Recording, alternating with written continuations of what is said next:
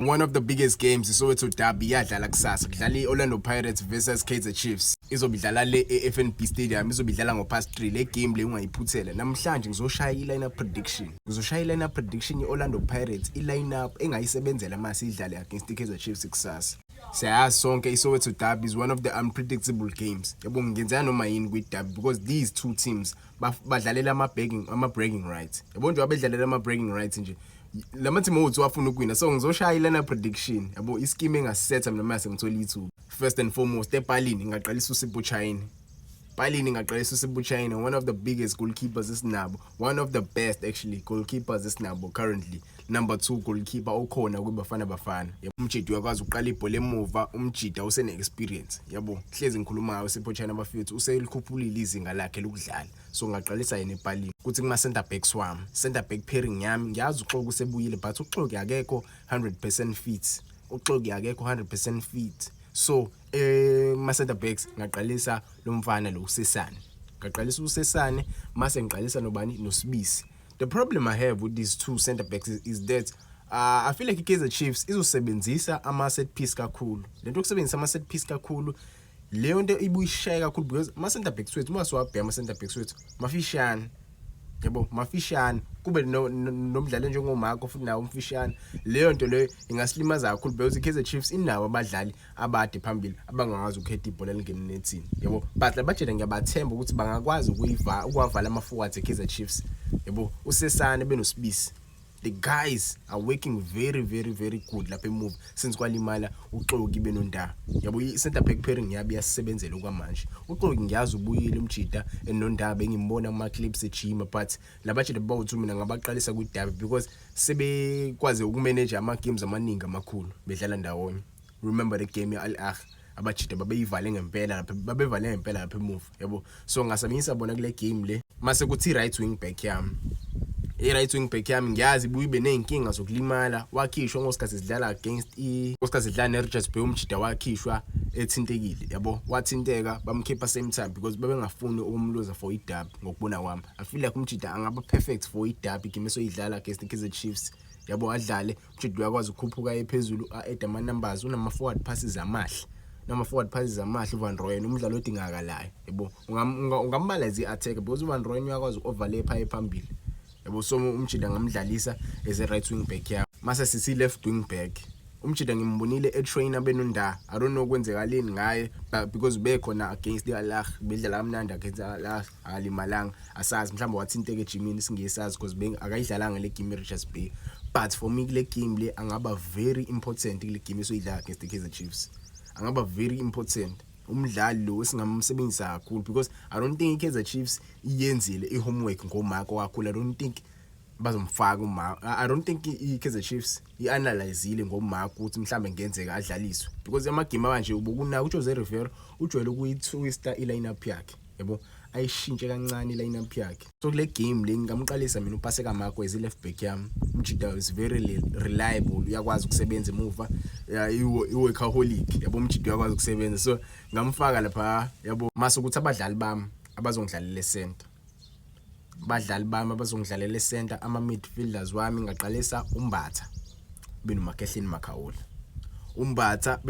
Makhawula. Hlezi ngiyikhuluma i-partnership yalabo isingifanele ne-partnership yanda abo i-partnership ya lumfana lo uSesane benoSibisi yabo sesidlaleka ngabo kakhulu sebeyakwazi ukucomplementana indlela abadlala ngakhona yabo yizo uMbatha abuya lekhe kancane but uMakehleni Makhawula uyafika umjida azomlekelela yabo adlale kahle uMbatha. So kule game le bazoyibaleka kakhulu so badinga ngempela uMakehleni Makhawula benoMbatha yabo so ngafaka bona ungangitshela wona ama comments uthi kule derby lo ungafaka ba center kule derby ngokwakho ungakhohlwa ukusubscribe lapho ushaya ufollow uthi kwi-right wing yami kube bafethu kuya ngami bengizomfaka mina uSaleni yabo iclub okwamanje ayikakasicaciseli ukwenzakalani iclub engakasicaciseli ukwenzakalani kule game le mina ngokwami ngamfaka uDeon Hotto as right wing. uDeon Hotto uyakwazi ukudlala as left wing, uDeon Hotto uyakwazi ukudlala as right back, uDeon Hotto uyakwazi ukudlala as left back. So kule game le ngamfaka as right wing kule game le ngingamfaka as right wing. Why ngimfaka as right wing? I-Kaizer Chiefs I know very well ek-analyzeni le game le ba-analyze ukuvala unkota benomfuking. Ba-analyze ukuvala unkota benomfuking. Bazovala kakhulu ama-side Orlando Pirates because Orlando Pirates most of the times they use the right side yokuthi i-attack. Bokunake the last game we played against the Richards Bay we capitalized on the right hand side because umfana lo unkota bethola ibhola eliqhamuka la e-center le umfana mase yakhatha in aphasa ibhola umfuking mase phasa ibhola kushawa inet yabo. So i-analysis yabo I'm sure they analyzed ukuthi on the right hand side Orlando Pirates ibadeli naka left ibadeli is because of the young boys. So ukufaka kwami lo mfana lo uHot I don't think they did the analysis regarding uHot, so ngamdlalisa ngala uHot. Hot is very deadly muzomdlalisa as i right wing not as i left wing. Musimfaka left wing umshida asinikeze lento siyifuna yabo. So ngamfaka as i right winger kule game le kuthi central attacking midfielder yami. Central attacking midfielder yami ngafaka uTeto Maswangayi. Angifuna ukuchaza kakhulu indaba yaTeto Maswangayi bafethu. uTeto Maswangayi yize buya enza ama mistakes but umjida kubalekile for Orlando Pirates. Umjida uyasebenzela. So I would put uTeto Maswangayi kule game le abi attacking midfielder ye-Orlando Pirates. Singesazi ke wena ungangitshela ukuthi ungafaka uDlamini. Ungamfaka uDlamini kule game le I don't know. But ke mina ngamfaka uTeto Maswangayi because umjida creative osinikeza amabhola phambili uyakwazi futhi nokukhahlela ashaya inet lapha yabo. Ka left wing angifuna ukuchaza kakhulu bafethu. Angifuna ukuyichaza kakhulu le left wing. Siyamazi umdlalo ozobe idlala occupy le space aka left wing. I know vele i-Kaizer Chiefs izobe imaye kakhulu but bakhona abadlali abazofika bamsize umfuking yabo. Bawufika bamsize umfuking. So lapha left wing ngafaka umfuking umjida creative. Angifuna ukuchaza kakhulu izinto azenze ground nani ngiyayibonela yabo. Mase kuthi unumber 9 i-striker engasifaka mina Mahopatoski. I know very well abanye abantu bazothi why ufaka uMahopa uMahopa nje akenzi kahle mefakiwe meqaliswa akascore bafethu. Ngifuna ningizwe kahle njengoba sodlala neKaizer Chiefs. iKaizer Chiefs maningi ama games engwabuyile kule season. iKaizer Chiefs ayikwazi ukuqala ibhola emuva. Njobe ingakwazi ukuqala ibhola emuva mase ubhekela abadlali abawu4 abaphambili okuTeto Maswangayi kuba uHotho kuba umfuking mase kuMahopa. Labadlali laba bayakwazi ukupressa. Uma ukhumbula igame esayidlala against iAl Ahly sasifake labadlali bawu4 phambili beshaya high pressing. iAl Ahly sasiyipressa kakhulu emuva ayengakwazi ukudlala ibhola iAl Ahly because kwakhona bani kwakhona uMahopa kukhona uHotho kukhona uMaswangayi mase kuba khona umfuking.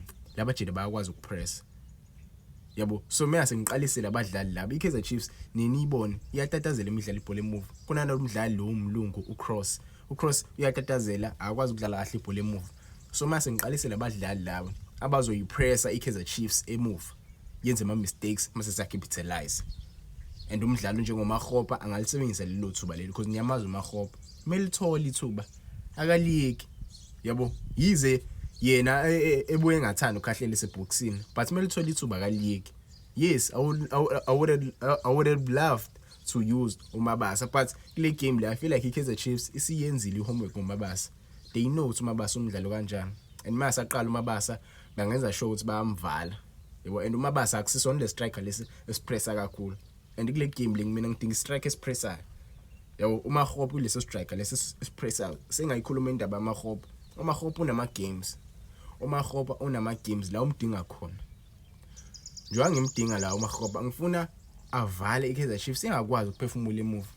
uHotho njengoba ngimbe phambili uHotho uyakwazi ukuxinana. Teto Maswangayi same thing. Mfuking same thing yabo. So le game le izobe kanje wena wangitshela ama comments uthi ischeme sakho ngasetha kanjani for iSoweto Derby yabo. I line up yakho wangitshela lapha ama comments uVane Sports lo ngakhohlwa subscribe.